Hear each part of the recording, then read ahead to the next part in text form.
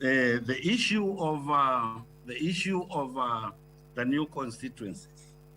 In Embu, Mr. Speaker, I know we are benefiting one constituency. What that means is that we are going to get an additional 100 million shillings plus every year for development, additional, on top of the that is CDF, on top of what we are devolving to the counties currently. Now, but the most important thing, Mr. Speaker, in that respect, is that for a very, very long time in our parliament, there was no equitable representation. What now this bill proposes is that in this republic, constituencies will be as nearly equal as possible. And that is what the Constitution requires, so that Kenyans are treated equally. A vote from any member of parliament is equal. All votes are equal in parliament. Mr. Speaker, it is so unequitable today when you call for a vote and a vote from a senator from a county which is populous is equal to a senator who represents 100,000 people. Mr. Speaker, that is not fair at all. It's so unfair. In fact, Mr. Speaker, this bill proposes, this bill proposes is what Kenyans would want and is what Kenyans have fought for. Indeed, Mr. Speaker, is what the struggle for independence was all about. Mr. Speaker, there's a lot of debate about where the funding will come from. There are people who say that 5%, now what we've got now does not get the constituencies. What I know, Mr. Speaker, is that there is no county that is owed money by government. By the end of June, all counties will have received all the funding that we as Senate allocated to counties. What I do know is that there's a lot of money that remains in Nairobi. And I'll give you an example. As you know, I am the chairman of the Agriculture Committee. And I know, Mr. Speaker, agriculture is a devolved function. There are so many functions which the ministry is pretending to perform at the ministry level, functions which ought to be done by the counties. Mr. Speaker, the Maputo declarations didn't decree that agriculture should be funded, at 10% of the budget. But when you talk to counties, my committee had a meeting with all the governors on agricultural issues. And the governors didn't tell us that the issues that they have no problem allocating 10% of their resources to agriculture, but the funds were not enough then. So with the 35% increment, that those funds are going to be available. And I do know, Mr. Speaker, that at the Ministry of Agriculture today, there is so much money that remains there. I want to congratulate the Minister for Agriculture, Mr. Munya, because he has tried his best to distribute some of that money, particularly in coffee growing areas, issues of modernizing coffee factories, and so forth and so on. But that's the work of counties. That funding ought to be with the counties so that the counties can do that job. The money should not be at the headquarters at all. Crop development is also at the ministry. Mr. Speaker, that now is not proper, because agriculture being a devolved function, such finances ought to be with the counties, so that the counties now can improve on extension services.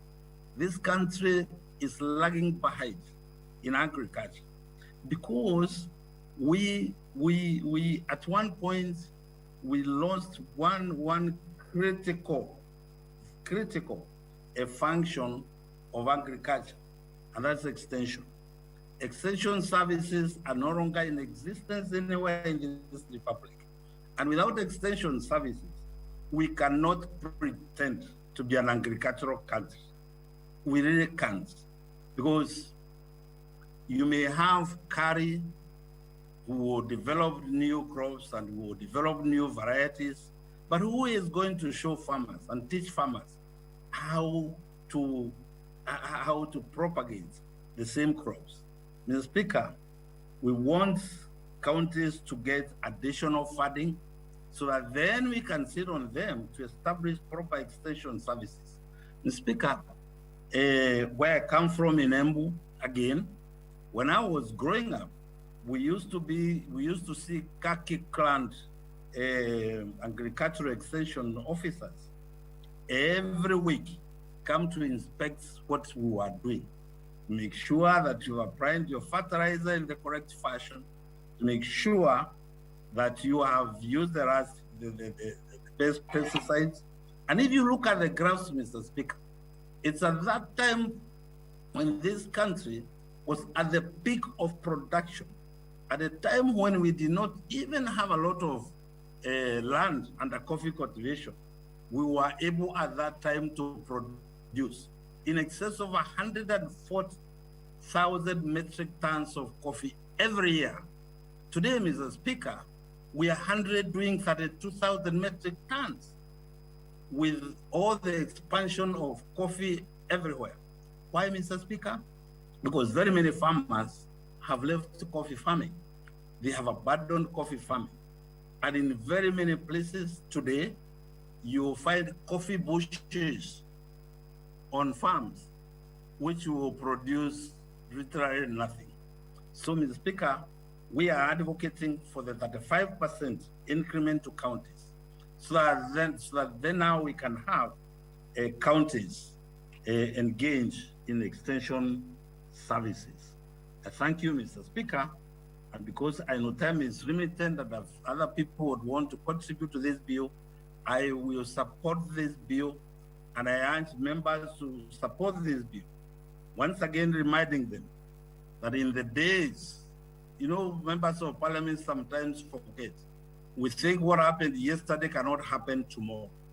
In the days when we were in opposition, Mr. Speaker, and I said at the beginning, that my county received less than 15 million shillings for development in 10 years.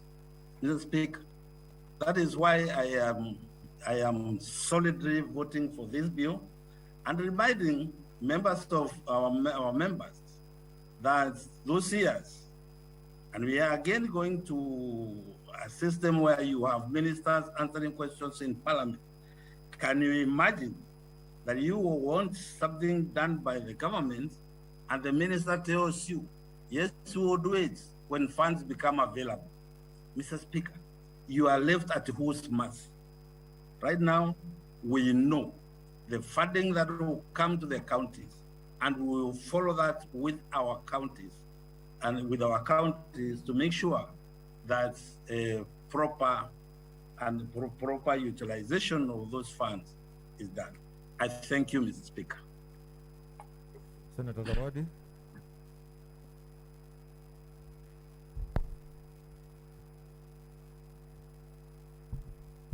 Asante Mheshimiwa Spika kwa kunipa nafasi hii nami nikaweze kuchangia katika huu mswada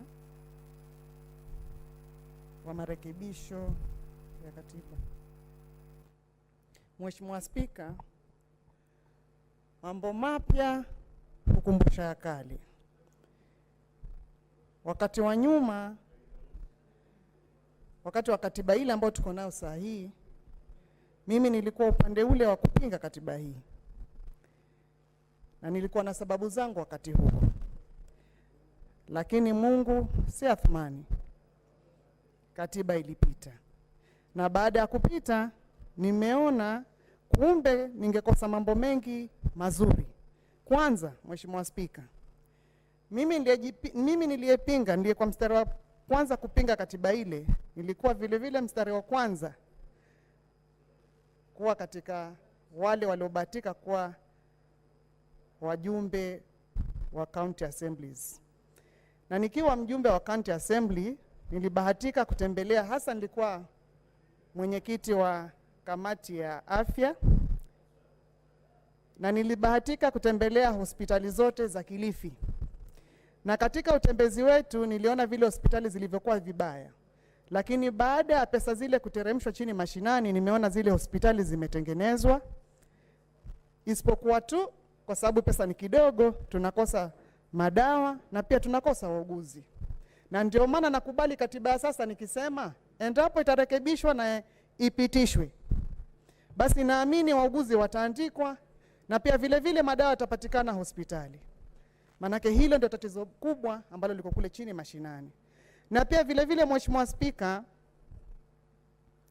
nilikuwa kwenye komiti ya elimu na niligundua kwamba kuna watoto wengi ambao walikuwa hawaendi shule wakiwa wadogo, mpaka labda wafikie miaka 10 na zaidi ndio waweze kufikia shule ambazo zilikuwa wangeweza kufikia, kwa sababu shule zilikuwa kwa umbali mkubwa sana, zilikuwa chache. Kwa hivyo watoto wa chekechea ilibidi kwanza wakae mpaka wawe wana umri mkubwa ili waweze kutembea either kilomita 10 ama 10 na zaidi ndio wapate shule karibu. Lakini baada ya kupitisha ile katiba, shule za chekechea zimejengwa na kufikia sasa shule ziko nyingi mashinani, isipokuwa tu kwa sababu ya uhaba wa pesa zile shule zinakosa walimu. Hivyo naunga mkono tena katiba hii ya sasa ya mapendekezo kwamba endapo itapita, basi zile pesa zinapofika mashinani, naamini walimu wengi wataandikwa wa chekechea. Vile vile, Mheshimiwa Spika, nakubaliana na wenzangu wengi waliosema kwamba kwa nini katiba ya jasa hii isingekuwa yaja pale mwanzoni. Lakini pia nakosoa, niliwasikiza na pia nakosoa na kusema hivi kwamba hapa bungeni, manake wengi walipozungumza walisema kuna mambo ambayo yangeletwa bunge kama vile mambo ya corona na mengineyo, lakini sikumbuki siku hata moja kukiletwa mswada hapa wa kuhusu corona na ukakosa kujadiliwa kisa na sababu kuna BBI itakuja ama kuna mswada wa mapendekezo. Sikumbuki kitu kama hicho. Hakuna alileta mswada wake kwa kosa kujadiliwa kisa na sababu kuna katiba ama kuna mapendekezo ya katiba yanakuja. Hakuna. Kwa hivyo hapa nakosoa. Na pia vile vile nataka niunge mkono kwamba wanawake, Mheshimiwa Spika, wanawajibika kiasi fulani. Kwa mfano, hii katiba imesema kwamba kutakuwa na mwanamke seneta. Kwa hivyo watakuwa wanawake 47, tukiongezeka na wale wanaume 47 labda kama watakuwepo na katiba kama itapitishwa. Na mimi nakubaliana na wenzangu kwamba ni kweli kwanza mwanamke ni anawajibika. Labda fanya mahesabu yako ya haraka, angalia bunge hili hapa ndani wambaki wanawake wangapi na wanaume ni wangapi. Alafu fanya hesabu yako wanaume huwa ni wangapi kwa bunge hili na wanawake huwa ni wangapi, alafu fanya mahesabu yako utakuta mwanamke anawajibika. Ndio maana wengi wako hapa ndani wakisikiza ile mswada vile unavyoendelea. Hivyo basi nakubali mwanamke mmoja awe katika Senate. Na pia vile vile ningetamani sana kama angebakia kule kwa National Assembly pia kuwe na mwanamke, kwa sababu pia kuna changizo kubwa sana ambazo mwanamke angefanya kule wakati akiwa kule. Kwa hivyo ningekubaliana sana kama mwanamke angekuwa National Assembly, na pia vile vile tuwe na mwingine katika Senate. Na pia vile vile, Mheshimiwa Spika, nataka nishukuru pia katiba ile ambayo tuko nayo, kwa sababu nikiwa vile vile County Assembly, kwa sababu nikiwa Senate sina uwezo wa kutembea kaunti nzima, lakini nikiwa County Assembly niliweza kutembea. Niliona waheshimiwa wengi walikuwa wanatengeneza miradi yao, na kuna waheshimiwa wengi kule kwetu sisi hatukuwa tunajua majosho ya ng'ombe. Josho la ng'ombe labda niseme ni cattle dip.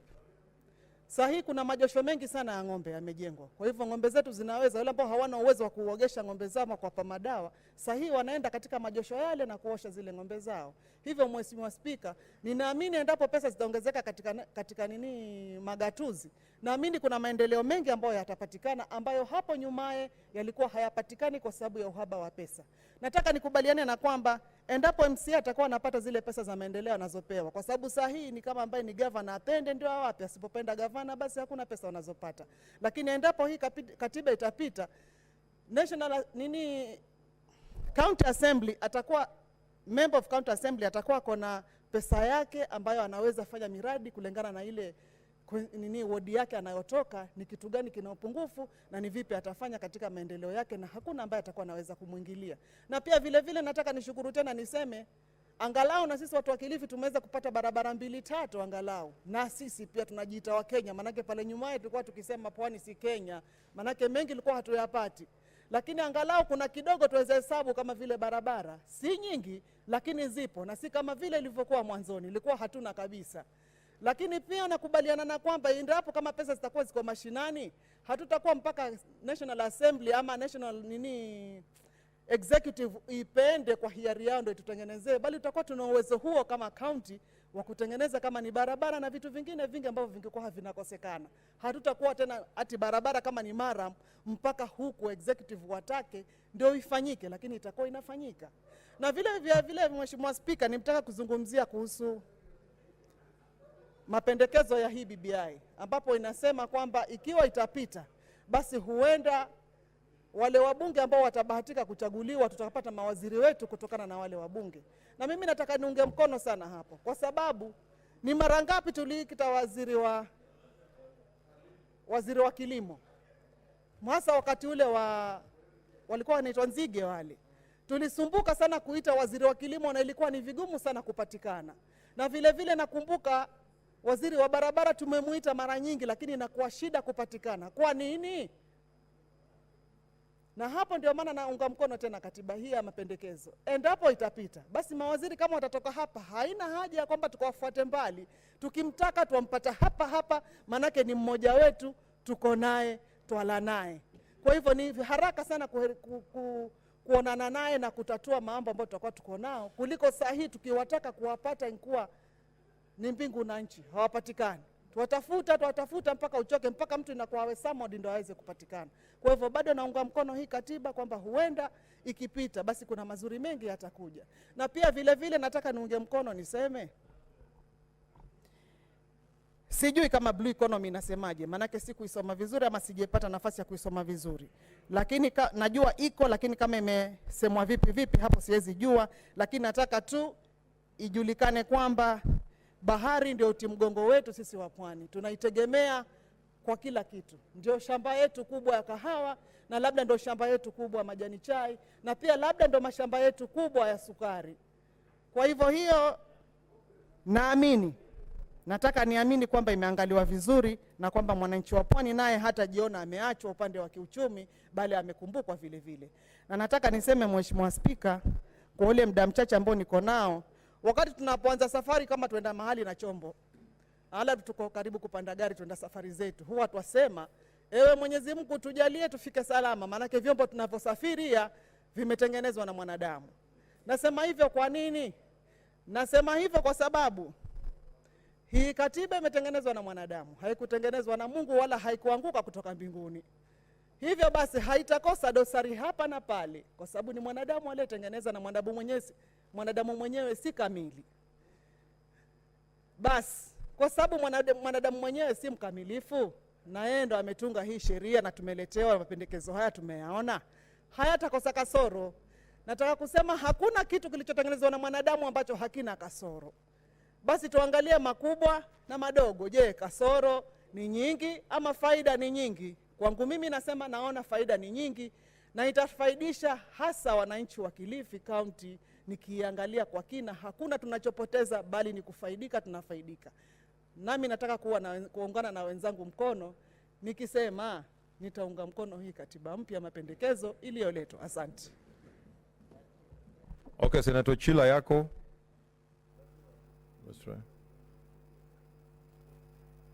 Yapo apologetic to those who are following my debate and could not do so because of the poor connection. Now, Mr. Speaker, I was saying that for avoidance of doubt, I'm fully in support of the constitutional amendment bill. I support it with all my heart and all my belief. And I indicated that there are few things that were not included that my people who sent me to this house would have preferred, and my people are the people of Migori County. But nevertheless, my platform is a national Senate in Kenya, and what benefits most Kenyans and all Kenyans also benefits me as an individual and other Kenyans that I represent.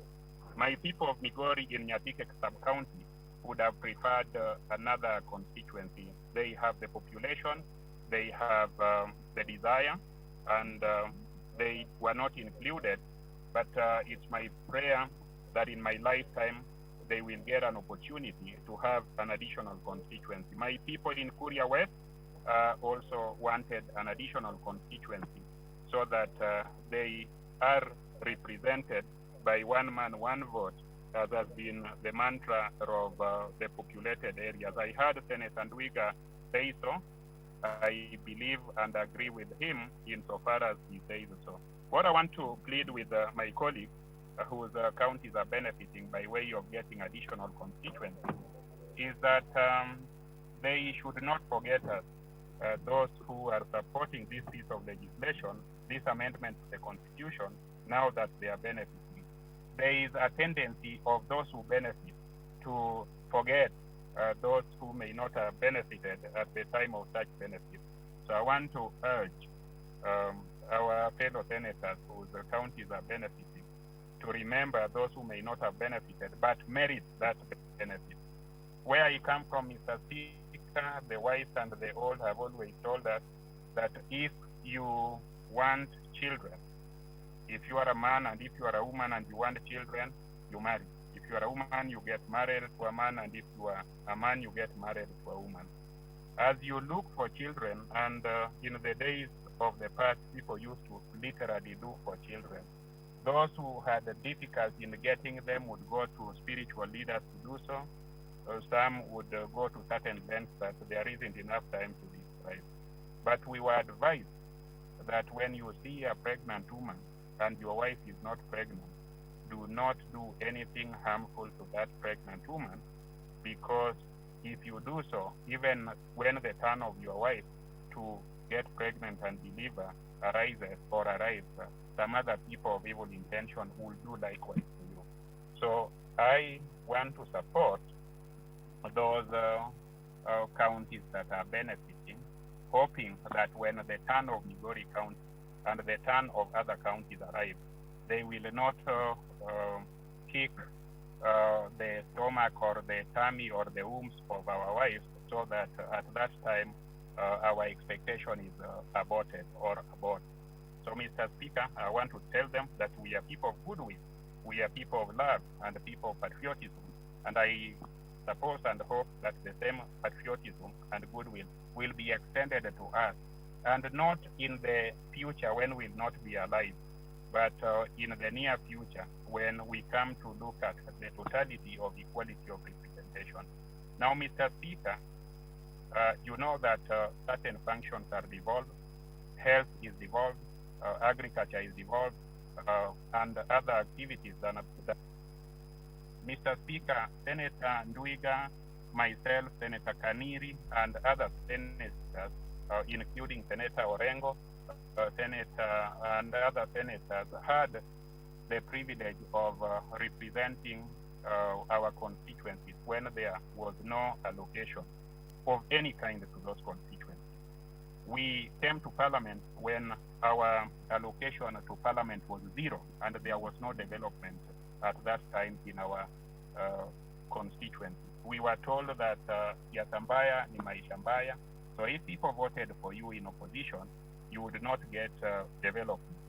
Now, Mr. Speaker, we had to carry out development which were public. We had to build secondary, primary schools and dispensaries using our resources, when our personal resources, when our salaries were at that time 23,000 shillings only. Mr. Speaker, we came together and amended the Constitution, introduced Parliamentary Service Commission. We came together and amended the law and introduced, against the will of the executive, CDF, which is Constituency Development Fund. That was the first step towards evolution. And Mr. Speaker, we have since then had tremendous meteoric development in various parts of this country. Many of us may not have been there in Parliament or in Senate, but if you go to the countryside, you will find that we have various schools, standard and good-looking schools for our people to go to school to. Now that there is money being allocated, more money being allocated mashinani to constituencies, to wards, and to counties, we who participated in the first step towards devolving resources are happy about. This makes me very happy that more money will be allocated to counties, more money will be allocated to wards, and that will make democracy meaningful to people.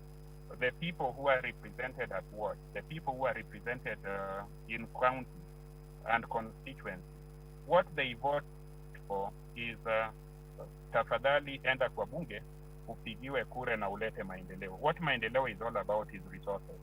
So this amendment is giving meaning, giving light to the wishes of the public of voting for people to bring development. Development is resources, and this constitution is progressive. This constitution has very many benefits that our people would love. The devolved functions like agriculture. Right now, I was in my village of birth, where we are dependent on sugarcane growing and milling. And my people who visited me in my home were asking me to look for money and have that money given to Sony Sugar Company for expansion of the factory and for payment of farmers who have labored to deliver their cane to the factory. Other people came to me and talked about the need to fund featuring. All of this will and cannot happen if more resources are not devolved to counties. Yes, they are resources, but they are stuck with the national government. I heard my brother Njeru Ndwiga praise Munya, the CS for Agriculture, for doing something good to coffee, to tea, and other places. We in other parts of the world or other parts of the nation do not want to be at the mercy or at the discretion of a CS. We want to get our devolved money for agriculture by right. We want to determine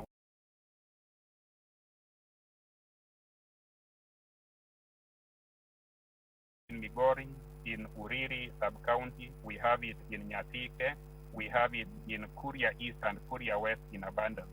But we are at the mercy or discretion of the minister. So when money is increased to 35%, if it is taken or X'd out of what is left at the national stage, then we will use it at our discretion. We do not want to be at the discretion of somebody who is not living in our village. I am sure the Meru people, the Tarakaniti people, and all people in central Kenya would love that money to be allocated to them, so they use it at their discretion and in line with their preferences. Now, Mr. Speaker, those are some of the reasons for which I am wholly in support of the constitutional amendment bill. What I have noticed is that the debate what's your point of order, Senator Falhada? Has exposed our underbelly as a There's nation. a point of order. We are, and we are very. There's a point of order. By Mr. Speaker, last week when I was contributing and I was in my car, you ruled out that no one should be in their bike on their bicycle and the car. And I can see Senator Achila Oyako is contributing through his car, and I don't get it. Is that Okay, Achila Yako, if you are in a car, I rule you out of order because that's the direction I gave last week. So you are out of order.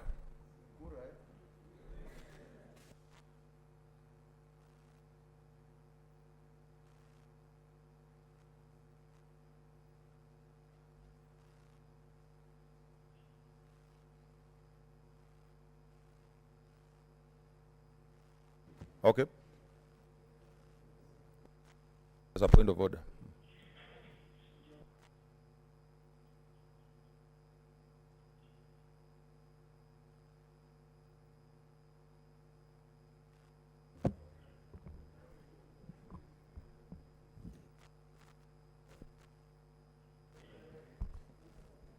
Thank you. Thank you, Mr. Speaker. Mr. Speaker, sir, first want to standing order number 104. I beg to move that the mover be now called to reply.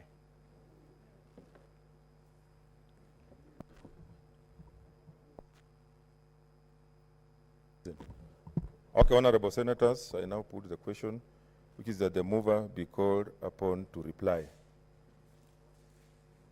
As a manner of that opinion, say aye. Aye. As a manner of a counter view, say nay. The ayes have it.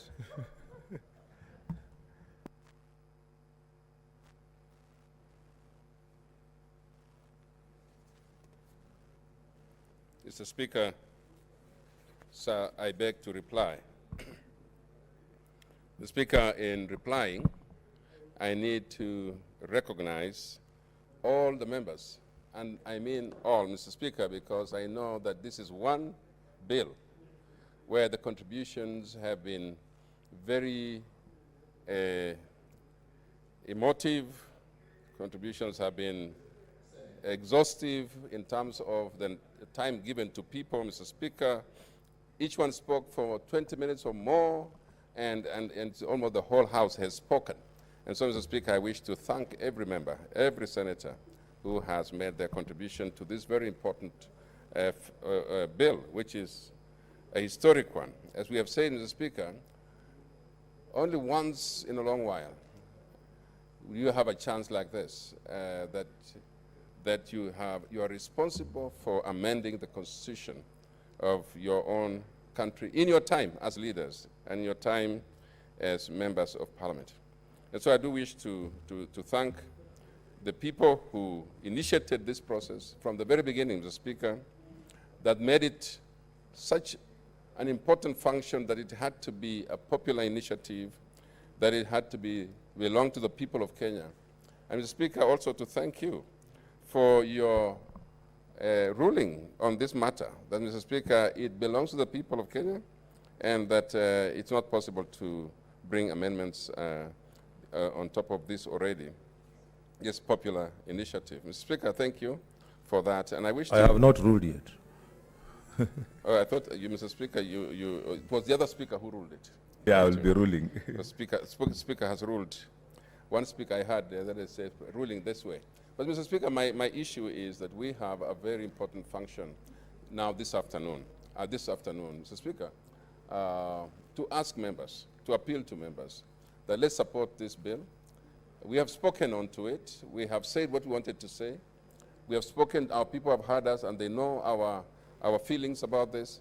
But, Mr. Speaker, I want to appeal to members that this is a time to rise above even those pains or whatever feelings and support this process so that the people of Kenya can go and do the rest by referendum or by any other means, Mr. Speaker. So, Mr. Speaker, I just want to thank members and say this is going to be not the end, but a comma in the process. The process proceeds. The process is going back to the people after the IEBC and the president, and then the IEBC, and then the people, Mr. Speaker. That includes all of us again, because we represent them. So I want to wish everybody I wish everybody should just support it today. Let's have a good voting. Let's support this process and let it move forward. I want to thank you, all of you who made contributions from both sides of the House. I do believe that this is a worthy cause for us to be on the record that we were here when this amendment was done. It's called the BBI. It is building bridges, and that moves us to completely live within that call. Let's live within that call that it is building bridges. And Speaker, let's use this time to build bridges in Kenya. Let's make sure that our people have a shared prosperity, a shared future. Let's make sure, Mr. Speaker, that we support And I do plead to all members to support. And with those few remarks, Mr. Speaker, I do reply. Thank you. Okay, order, senators.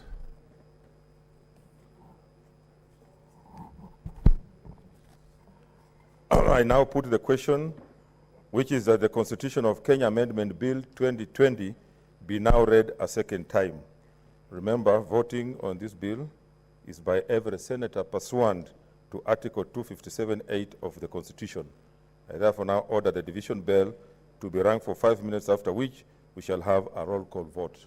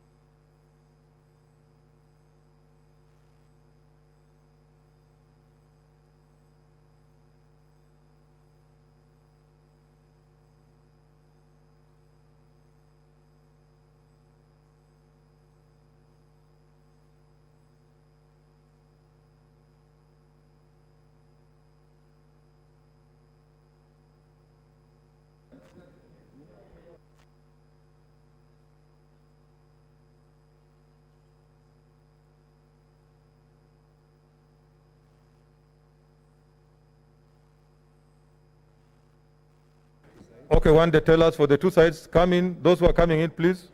We want to start the voting. Let's have the tellers.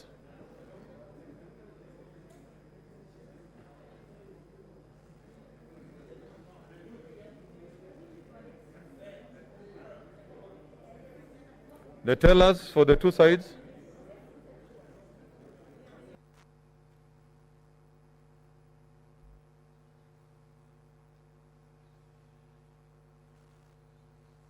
Okay, okay. We want to start.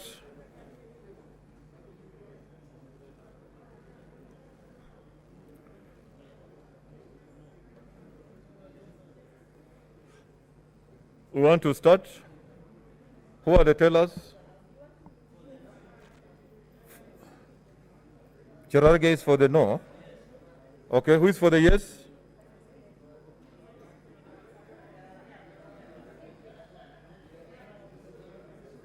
Order, senators.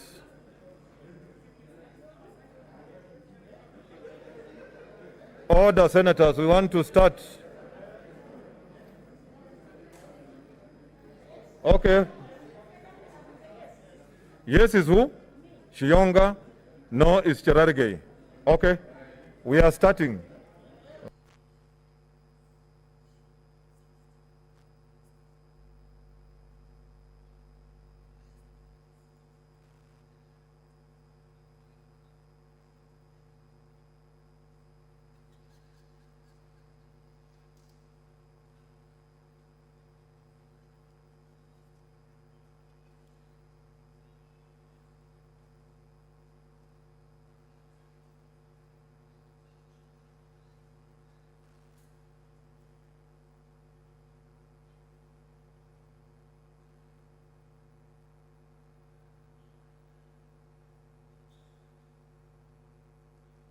Okay. Okay. Line people. We.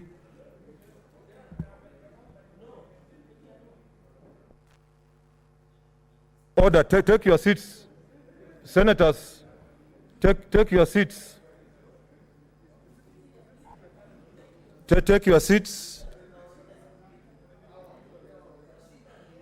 Leader of minority.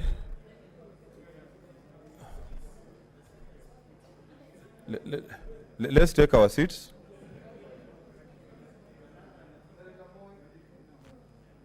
Let's take our seats.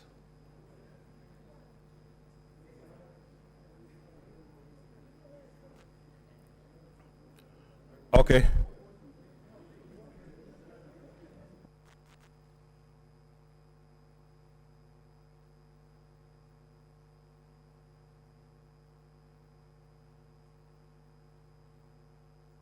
Okay, let's proceed.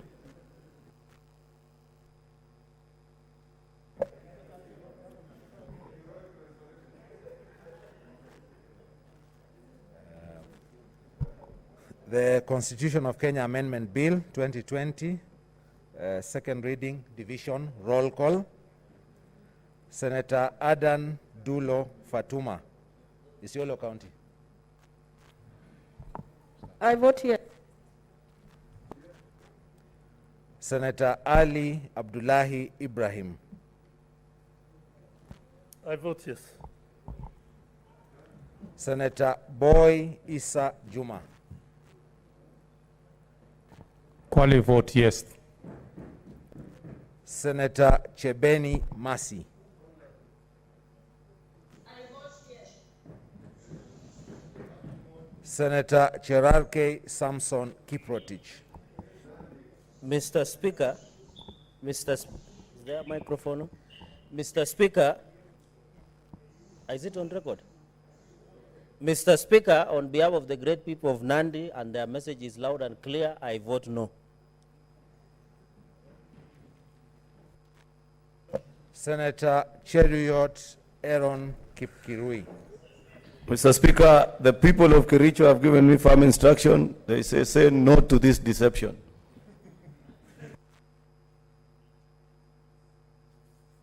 Senator Gona Christine Zawadi. I vote yes. Senator Haji Abdikadir Mohamed.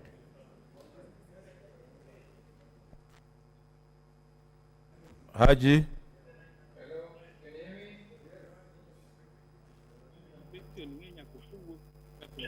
Vote. Vote, yes or no? I vote yes, Mr. Speaker. Okay. Senator Haji Farhia Ali. Mr. Speaker, I vote yes.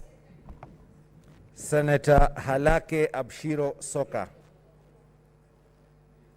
Mr. Speaker, I vote yes. Senator Hagura Godana. Mr. Speaker, I vote yes. Senator Iman Falhada Deko. Mr. Speaker, on behalf of my county, I vote a big fat no.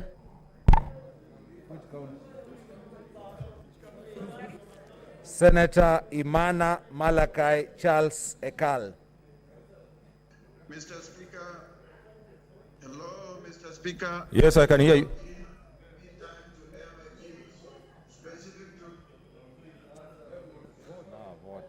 Vote. Senator Inima Gertrude Musuruve. Honorable Speaker, on behalf of PWDs, I vote yes. Senator Kajwang Moses Otieno. Mine is so obvious. On behalf of Homa Bay County, I vote yes. Senator Kamar Margaret Jepkoech. Use this other one. Mr. Speaker, I vote yes. Senator Kangata Irungu.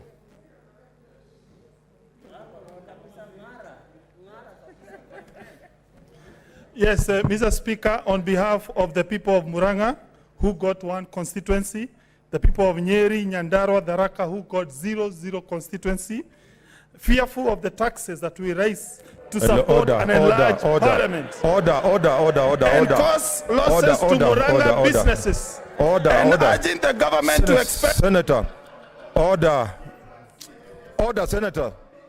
Order, Senator. You have not voted. Vote.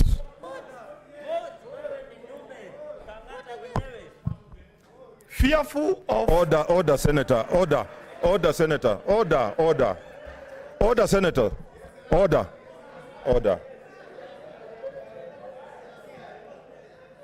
Order, senators.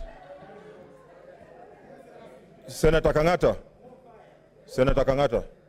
Order, senators.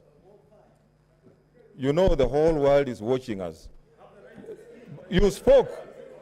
I gave you an opportunity to speak. Vote. Mr. Speaker, you cannot gag me. Vote. Mr. Speaker, I have the right to say the reason why I'm voting. I am voting. Yes. Muranga got 1 constituency, Kwale got 4. Muranga, Tharaka-Nithi got 0 constituency. Meru got only 2 when you are giving Kwale 4 constituency. Yes. Why is it that... Order, Senator. Nyandarua got 0 constituency. Order, Senator. I vote no.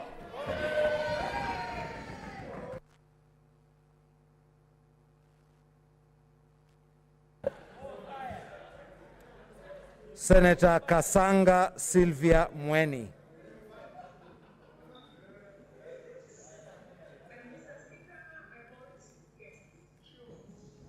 Senator Haniri George.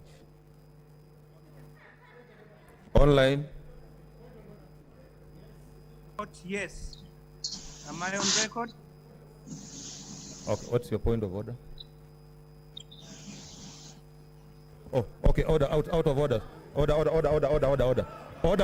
Malala, out of order.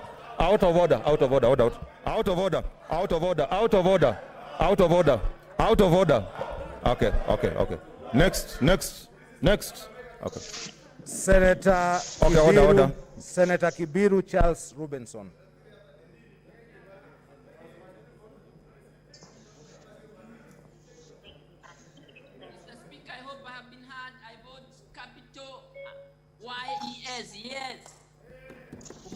Senator Yes. Senator Kihika Susan Wakarura.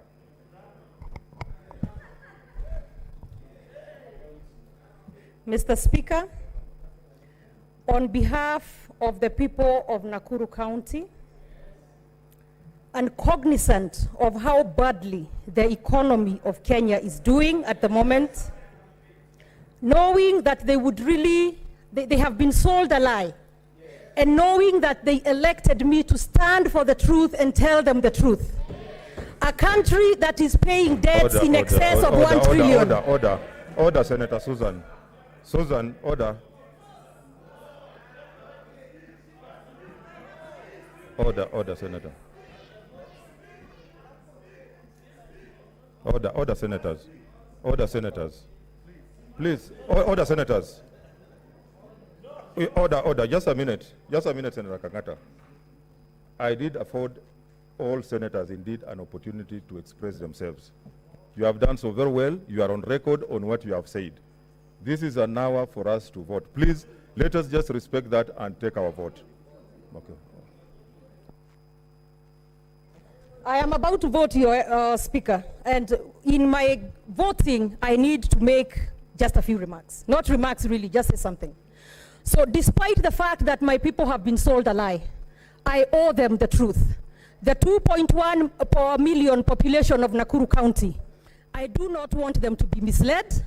And as such, Mr. Speaker, with a bulging debt, an economy of its on its knees, bread now being taxed, baby formula being taxed, I vote no to this excessive and unaffordable BBI and deception. I vote no.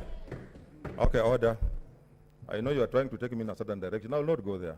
But let us observe standing order 5, which says, when called out, each senator shall thereupon rise to his or her place and declare assent or dissent to the question in the following manner.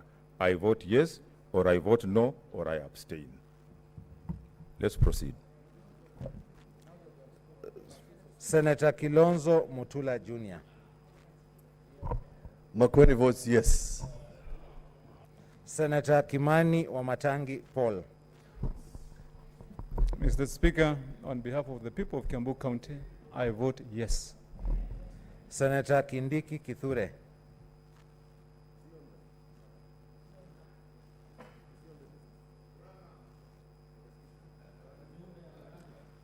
Senator Kindiki Kithure. Senator Kirinyaga Ephraim Mwangi Maina.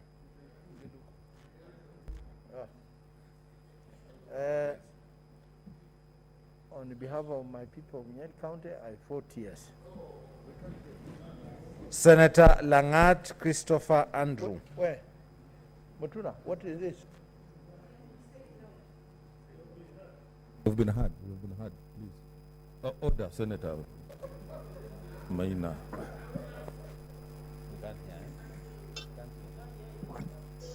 Senator Langat.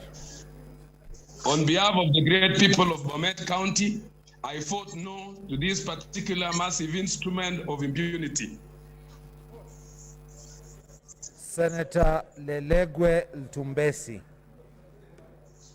Honorable Speaker, on behalf of the great people of Samburu County, who will lose 1.3 billion once this is passed, I vote no. Senator Linturi Franklin Mithika. Mr. Speaker, on behalf of the people of Meru and on my own behalf, Senator Ephraim Maina, why don't you take your seats, please? and recognizing, Mr. Speaker, the impunity that is likely to be extended by passage of this bill, including the threat of being arraigned to court tomorrow for the position I've taken on this bill and being bonded to appear before Chief Magistrate tomorrow, and to maintain my integrity and my position on behalf of the Meru, I vote no.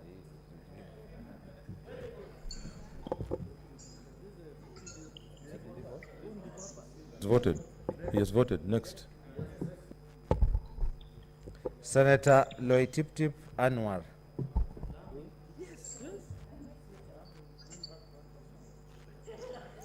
Thank you, Mr. Speaker, sir. On behalf of the great people of Lamu, we are not getting any additional constituency, and our location is being deducted. And for the future and prosperity of this country, I vote no. Senator Lokorio Petronila Were. Thank you, Mr. Speaker. On behalf of the women of Kenya, the people of Busia County, and the people of Baringo, I vote yes. Senator Mazayo Stewart Mwachiru. Mr. Speaker, the people of Kilifi vote yes. Senator Mahamud Mohamed Maalim. Mr. Speaker, I disagree with a lot of provision in the bill, but because my county, Mandera, is getting one extra constituency, I vote yes. Senator Makori Beatrice Kwamboka. Mr. Speaker, I, Beatrice Kwamboka, for the sake of the Nairobians and the proud woman, I vote yes. Senator Malala Cleophas Wahungu.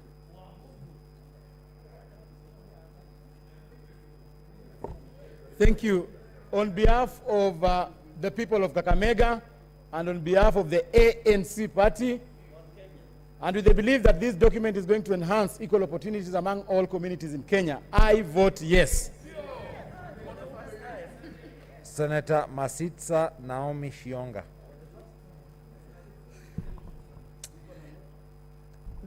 Mr. Speaker, sir, on behalf of women of Kenya and the leadership that this document has shown, I vote a big yes. Senator Mbito Michael Malinga. Mr. Speaker, Panzoya votes yes. Senator Umogo George Ochilo Ayako.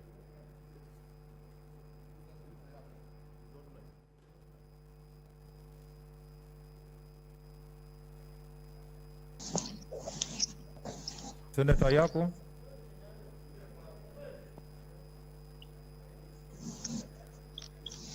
Senator Ayako, vote.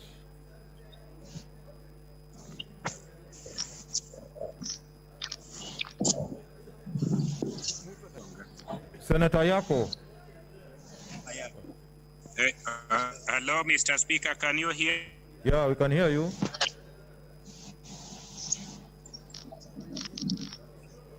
Vote, Senator. Vote yes.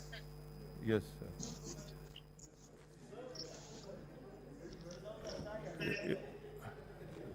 Next. He has voted.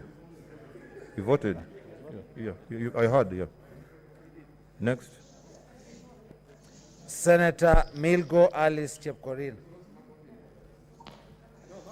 Mr. Speaker, in order to give voice to every Kenyan man who comes to this house, and in support of Bomet, member of County Assembly's bombshell, and on behalf of the great people of Bomet County who are gaining 2 new constituencies, I vote yes for PPI. Senator Mogeni Eric Okongo. Mr. Speaker, on behalf of the great people of Nyamira, having gotten instructions to defend the one constituency coming to Nyamira, I vote yes. Senator Moi Gideon Kipsielei Towet. Mr. Speaker, on behalf of the people of Baringo and with the people of Kenya, and kwa heshima ya Rais wetu Uhuru Muigai Kenyatta and Raila Amolo Odinga, Musyoka, mtu wetu, Weta, vote. Musalia Mudavadi, vote. I vote yes.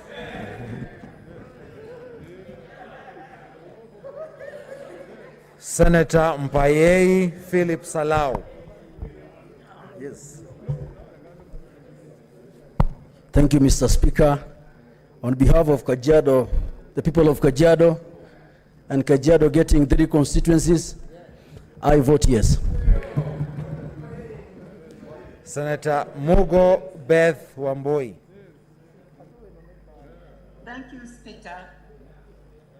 On behalf of Theotech Women of Kenya, I request that we take our caring seats, mothers, Senators. I We are vote live, huh? yes.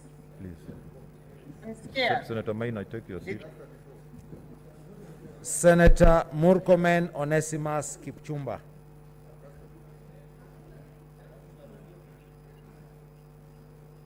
Pacho here. Mr. Speaker. Vote, Senator. Yeah, Mr. Speaker, on behalf of the people of Elgeyo Marakwet County and Baringo County, Mr. Speaker, and on behalf of all Kenyans whom, Mr. Speaker, believe in independence of judiciary and in defense of the Constitution of Kenya 2010, Mr. Speaker, and as I said on behalf of Baringo that was not represented on the floor, I vote no. Senator Mudhama Agnes Kavindu.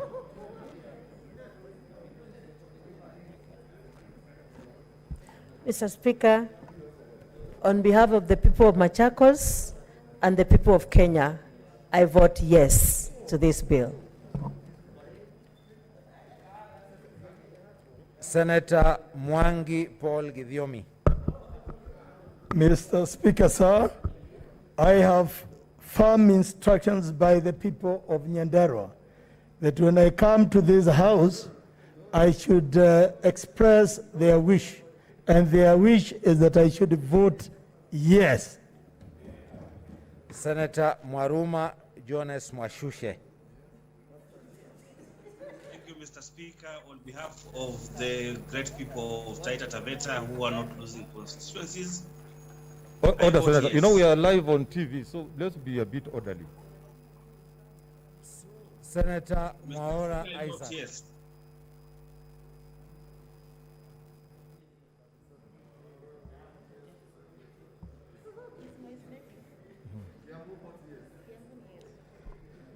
To ensure that the people of Ruiru have enough representation and enough resources to the county of Kiambu, I vote yes.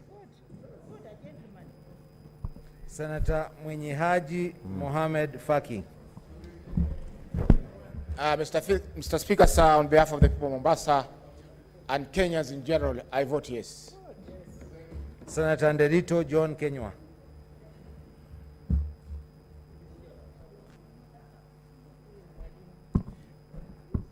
Mr. Speaker, on behalf of people of Laikipia, I vote yes. Senator Nduiga Peter Njero. Mr. Speaker, I vote yes. Senator Nyamunga Ross Ogendo. Mr. Speaker, I vote yes. Senator Olekina Ledama. Mr. Speaker, I would have suggested that a vote suspending our reasons and our conscience as a House should have preceded this vote. But look, Mr. Speaker, this being a bill of popular initiative, the vote of consequence lies with the House, lies not with the House, but with the registered voters, who shall have their say in the referendum. Vote. I exercise my duty on behalf of the County of Narok by passing this bill to the voters. I vote yes.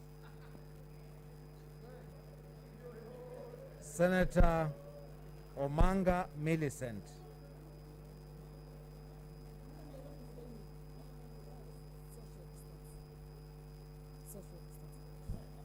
On behalf of the sufferers, the hustlers, the marginalized, the people of Northeastern who lose when we use the per capita, on behalf of the taxpayers of Kenya, Mama Mboga, Boda Boda, Wheelbarrow, on behalf of all those hustlers, I vote no. Senator Ongeri Samson Kegengo. On behalf of the Kisii County and in the firm belief that the requests are made for Bobasi constituency to be given an additional constituency, I vote yes. Senator Orengo James.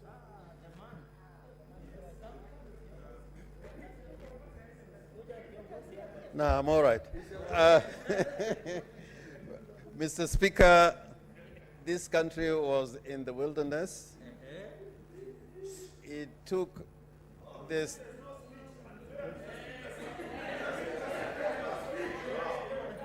Order, Senator. Order. You say that will not speak. Order. Senator Kangata. Senator. No. Senator. You say that will not speak. Senator Kangata. Senator. Be fair. You are pushing me. Order. Order. Take your seat. Senator Mr. Kangata, Speaker, take your sir, seat. be fair to me. Be fair to me. Senator Kangata, take your seat. Order,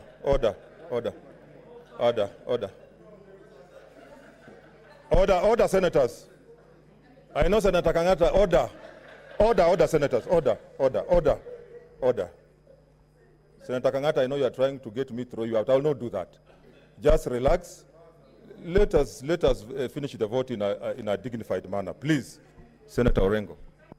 Mr. Speaker, probably the next time we come to vote, we may need an alcohol blow at the entrance. But, Mr. Speaker, I, James Orengo, on behalf of the people of Siaya, and knowing that the philosophy of this bill comes from the handshake, and it took two great statesmen, Uhuru Kenyatta and Raila Amolo Odinga, I vote yes. Senator Outa Frederick Otieno. On behalf of Kisumu City and its people, and in the belief that I know the two heroes, His Excellency the President Uhuru Muigai Kenyatta and the Prime Minister Raila Amolo Odinga, and the people of Kenya, I vote yes. Senator Pareno Judith Ramaita.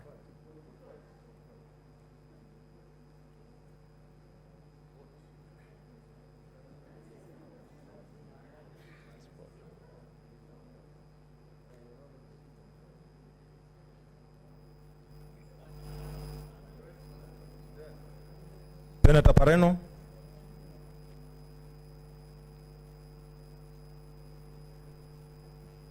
Senator Pareno, vote.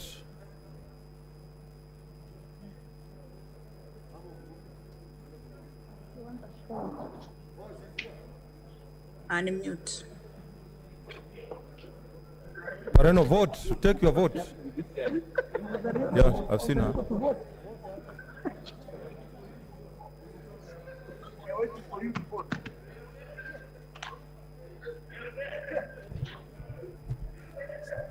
Sorry, Mr. Speaker, I was on Zoom and my phone was misbehaving. Mr. Speaker, for the sake of Kajiado County, the unity and prosperity of this country, the women at large, I vote yes. Mute your phone. This technology is bringing a problem. Senator Pogisio Samuel Losuron. Mr. Speaker, on behalf of the people of West Pokot, and so that the handshake is not in vain, I vote yes.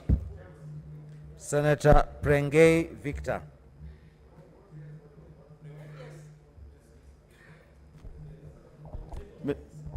Mr. Speaker, I vote yes.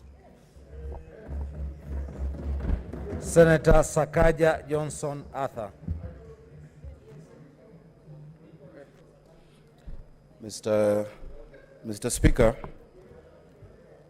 on behalf of the people of Nairobi City County, home to 43 communities, the biggest victims of violence and the biggest beneficiaries of peace, after receiving 29 constituencies and extra 15 billion shillings, Mr. Speaker, I vote yes.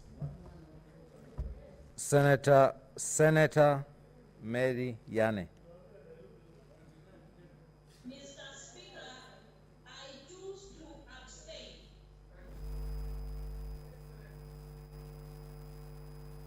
Senator Wako Sitwila Amos.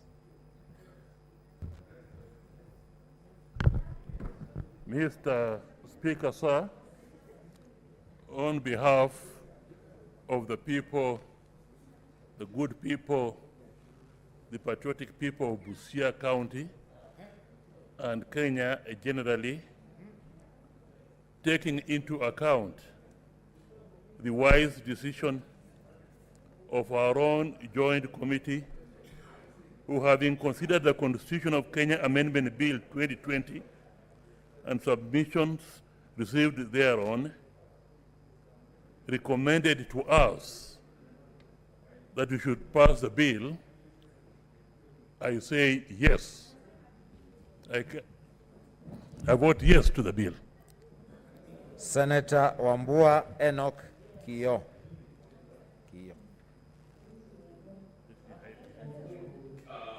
Mr. Speaker, after lengthy and candid conversations with the Wiper Party leader, His Excellency Stephen Kalonzo Musyoka, and the top leadership of the Wiper Party that has sponsored me to the Senate, the Speaker, in solidarity with the Sacred Alliance, led by Stephen Kalonzo Musyoka, Wycliffe Musalia Mudavadi, Gideon Moi, and Moses Masika Wetangula, the Speaker, to lead my people of Kitui to show solidarity and stand with the great people of Makueni and Machakos, Mr. Speaker, I vote yes.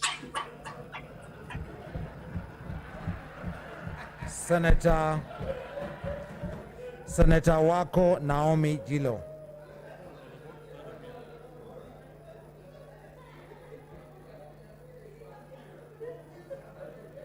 Senator Wako Naomi Jilo.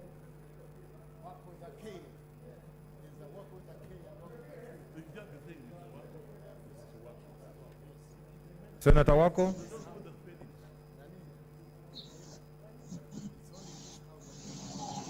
I vote yes. Senator Wario Golich Juma.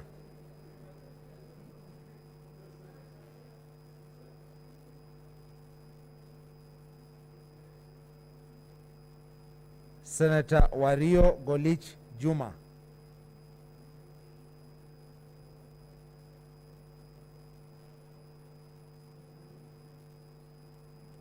Senator Wetangula Moses Masika.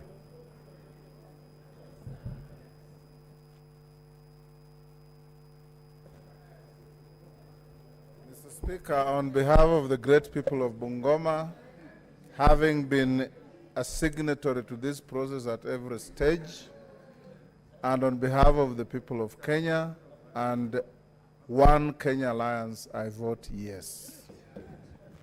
Senator Zani Agnes Philomena. I vote yes.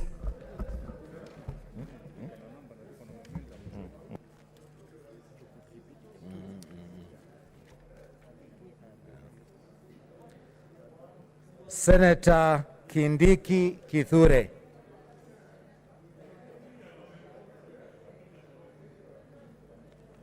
Senator Kindiki Kithure.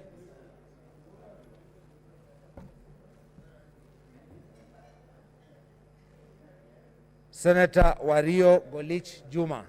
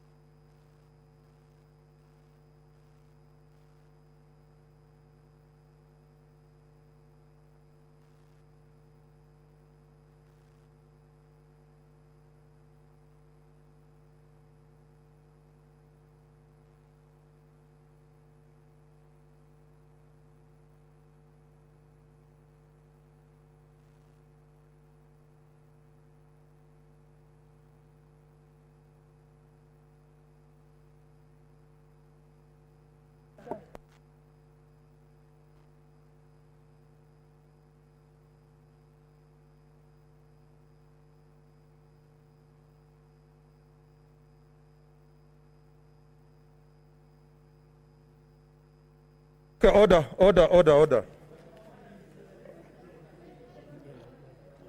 Order. Senators, take your seats.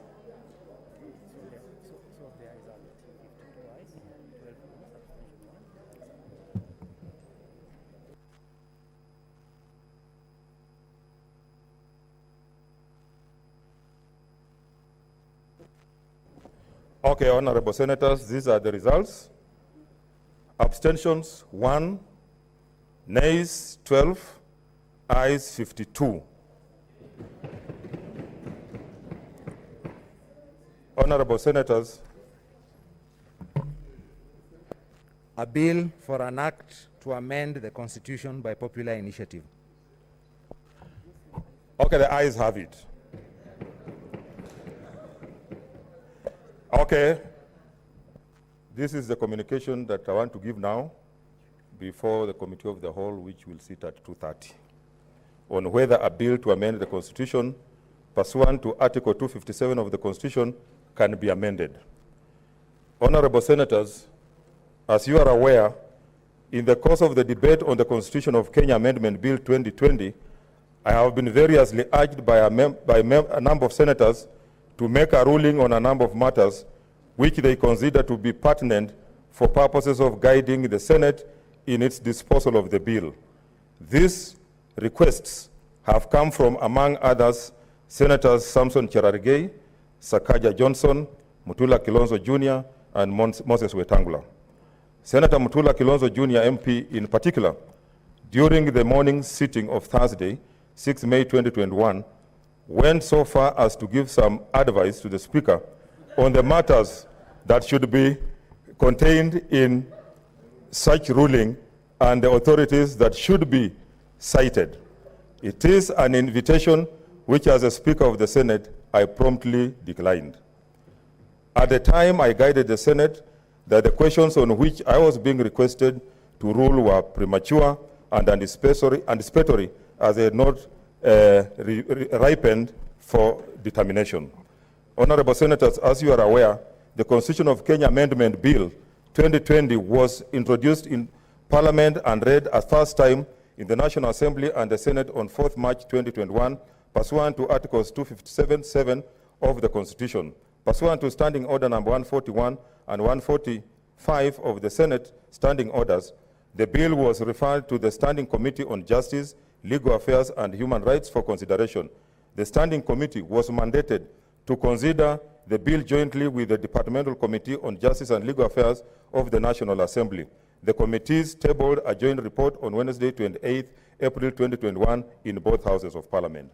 As I have indicated, in the course of debate, the second reading questions arose as to whether a bill to amend the Constitution introduced by a popular initiative, such as the one before us, can be amended and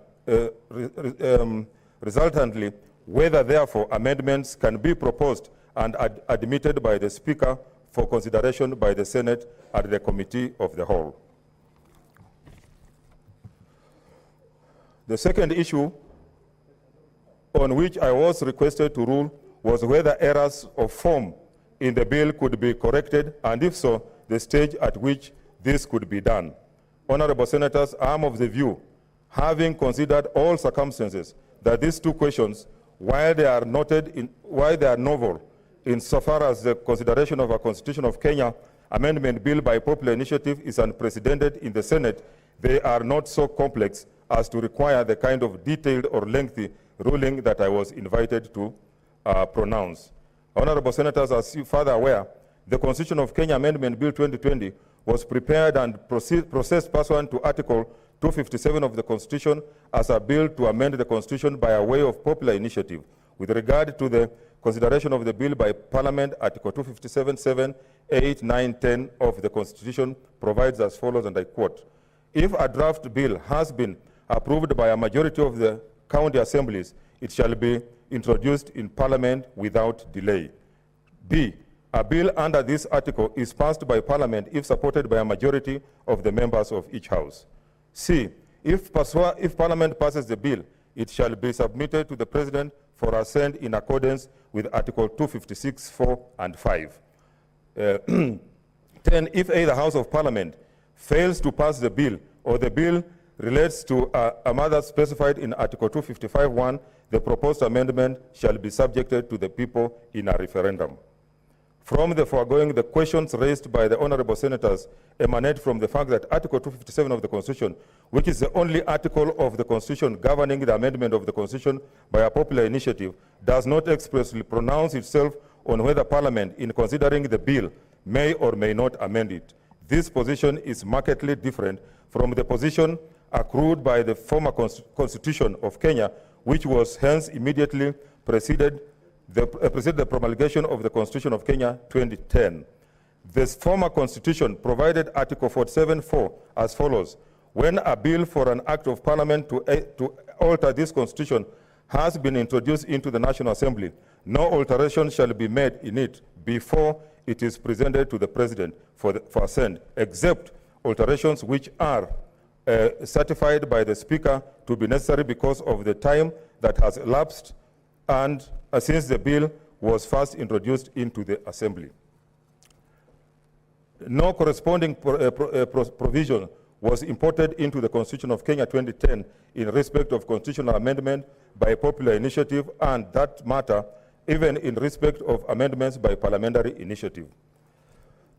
Honorable Senators, it's noteworthy that when considering this question, the joint sittings of the National Assembly Departmental Committee on Justice and Legal Affairs and the Senate Standing Committee on Justice and Legal Affairs and Human Rights found that Article 94 of the Constitution vests the legislative authority of the Republic in Parliament, and that Parliament has the mandate to take any legislative action in appropriate circumstances required to ensure that a constitutional amendment initiated under Article 257 of the Constitution achieves the objectives so as to prevent the sovereignty of the people as guaranteed under Article 1 of the Constitution. This finding is profound. It is a recognition that while Parliament, pursuant to Article 94(3) of the Constitution, represents the will of the people and exercises their sovereignty, the extent of Parliament's powers is not unlimited. Parliament,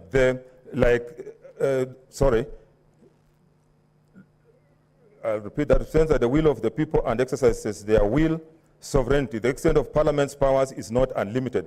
Parliament, like all other state organs, is bound by the national values and principles of all other state organs. Is bound by the principles of governance under Article 10 of the Constitution when applying or interpreting the Constitution or enacting, applying, or interpreting any law.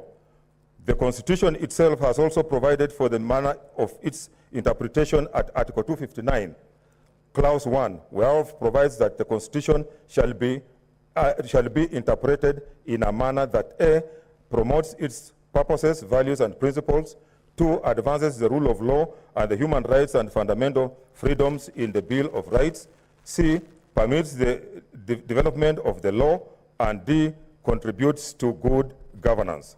Honorable Senators, a bill to amend the Constitution by way of popular initiative is one that emanates from members of the public and is required to be supported by at least 1 million registered voters. The bill represents the initiatives of the promoters regarding provisions which they wish to amend in order to address specific concerns or issues in the Constitution.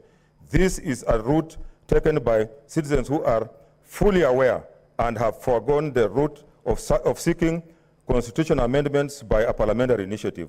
It is a route taken by citizens who recognize that pursuant to Article 1 of the Constitution, all sovereign power belongs to the people directly or through their democratically elected representatives. I am persuaded that a proper construction of the Constitution leads us to the conclusion that Parliament's delegated power to exercise the sovereignty of the people by representing their will does not and cannot extend to subverting, altering, or substituting that will with its own wisdom, whether the people have unequivocally expressed themselves. Honorable Senators, subjecting a bill to amend the Constitution by way of popular initiative to amend by the Senate risks altering or substituting the intentions of the promoters of the bill with those of the Senate, and hence the overall output of the process may be a bill containing provisions that were neither contemplated nor designed by its promoters. This is particularly so because if the Senate can amend one clause of the bill, it can amend two clauses of the bill. And if the Senate can amend two clauses of the bill, then it can amend all the clauses of the bill, resulting in a bill that is unrecognizable from the one that was submitted to the Senate by its promoters. Can such a resulting bill still be said to be a bill by a popular initiative? Honorable Senators, in light of the foregoing and supported by the findings of the committees, there is need to protect the sovereign will of the people. Indeed, the committees of the two houses which consider this bill found at paragraph 364 that pursuant to Article 257(10) of the Constitution, Parliament cannot replace or usurp the people's views on a popular initiative with its own, and that the ultimate authority regarding a popular initiative bill rests with the people. I agree. I therefore rule, in respect to the specific questions asked, that an amendment may be made to the provisions of a bill to amend the Constitution by way of a popular initiative in the Senate. The Senate has the option of either passing or rejecting the bill in toto in accordance with Article 257(8) of the Constitution. Following from these findings, I decline to approve the notices of proposed amendments to the bill at the committee stage submitted to my office by Senator for Murang'a County, Senator Irungu Kang'ata, MP, Senator for Kitui County, Senator Enoch Wambua, MP, the nominated Senator, Senator Millicent Omanga, MP, and the Senator for Nandi County, Senator Samson Cherargei. The question then arises whether the Senate still proceeds to the Committee of the Whole on the bill, and if so, the manner in which the committee stage is to be transacted. The Committee of the Whole is a mandatory stage for the constitution of any bill. A bill for an amendment of the Constitution by popular initiative is no exception. The committee stage is the forum at which the Senate is able to consider the bill clause by clause in a detailed manner. As senators are aware, the procedure in the Committee of the Whole is less rigid than that of the Senate in plenary and permits any senator to speak to any clause, including speaking more than once to a question proposed. The only difference will be that the deliberations in the Committee of the Whole, including contributions by individual senators, can only be geared towards the acceptance or rejection of the bill as a whole. All the clauses and the schedules will accordingly be read out and proposed as is standard procedure in the Committee of the Whole, but only one question will be put, which shall be that the clauses, the schedules, and the title be part of the bill. Senators will then be expected to vote either yes or no or abstain. The bill is a whole and not any particular clause or part of the bill on its own. Honorable Senators, one final matter remains, which is the question whether formal errors may be corrected, and if so, the manner of such correction. This matter is to be approached cautiously because the device of correction must not be subterfuge for substantive amendments to the bill through the back door.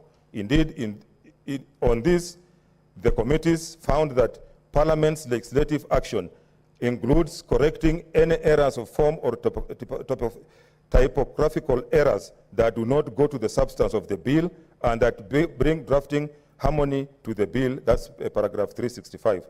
Standing Order number 162 provides for the custody of the bills and process after passage of a bill, although, as I have indicated earlier on this communication, no specific provisions exist in our standing orders on the processing of a constitutional amendment by a popular initiative. I am of the view and I rule that invoking Articles 10 and 259 of the Constitution and applying Standing Order number 1, requiring the Speaker to decide all matters that that are not expressly provided for by the standing orders, it is appropriate that the Speakers of Parliament correct formal errors or oversights without changing the substance of the bill before certification of the bill and submission to the President. This would apply to those types of errors which the committees found as inadvertent errors in the copies of the bill, which were typographical in nature and which did not affect the substance of the bill. The Senate is accordingly guided. I thank you. What's your point of order, Senator Mutula Jr.? Mr. Speaker, before you finish your communication, you had mentioned something about the third reading. Mr. Speaker, I wish we could stop the sun. We can't. I wish you could stop the lunch hour. We can't. But we are ready to vote for the third reading. I'm proposing to you, under Standing Order number 31 and 1, that you call the third reading committee of the whole so that we can vote and leave this chamber after finishing this business together, Mr. Speaker. Owing to its momentous position in what we are doing today, Mr. Speaker, I don't see the reason why we should take a lunch break before we finish the vote, Mr. Speaker. And I believe, Mr. Speaker, you can use your discretion to do so that we can finish this business. When we come in the afternoon, Mr. Speaker, we resume with the business that is in the order paper and related to the Constitutional Amendment Bill. Thank you.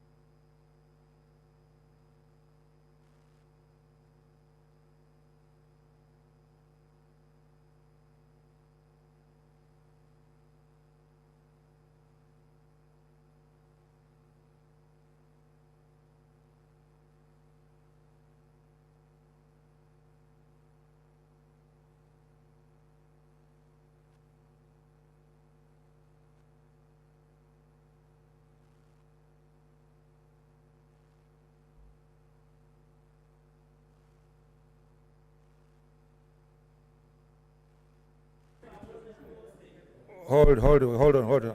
I'm not under hostage.